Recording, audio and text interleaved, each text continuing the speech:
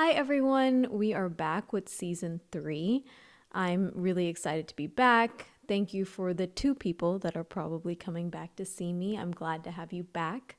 Today we're going to talk about the campus protests that are happening in response to the Israel actions in Palestine and whether or not divestment works. So first things first, these protesters are asking their colleges to divest from companies that work with Israel.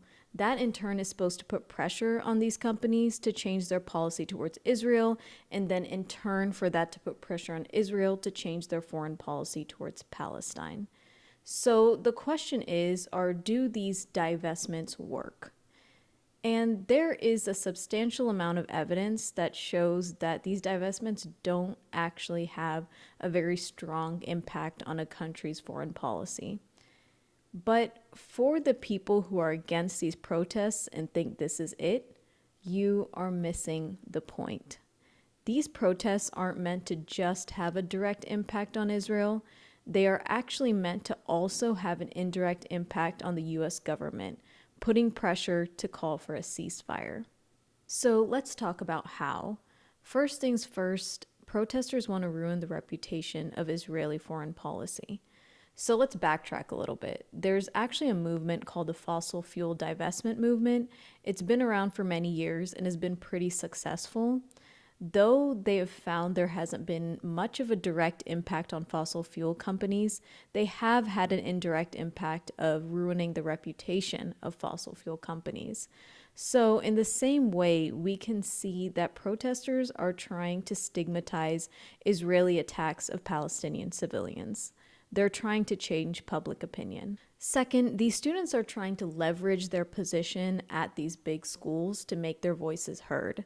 These students are well aware of the power of these institutions. Places like Columbia, protesters know that the position they're in as students gives them a chance to amplify their message.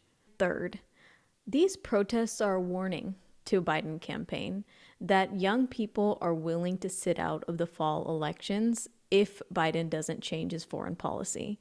This should be really worrisome for them, considering they have swing states like Georgia, where young voters are very important. The strength of these protests are showing the Biden campaign that young voters are not willing to fall in line and just vote for Biden because he's the best alternative. So if I were them, I would probably take the hint. So that is it for today. I do support the protesters who are peacefully making their voices heard. Your work does matter. It does make a difference.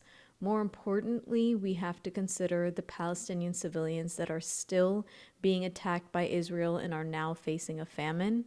They are at the heart of these protests and cannot be forgotten. Thank you so much for being here today. Please subscribe on Spotify, Apple Podcasts, wherever you listen to me on. That's it.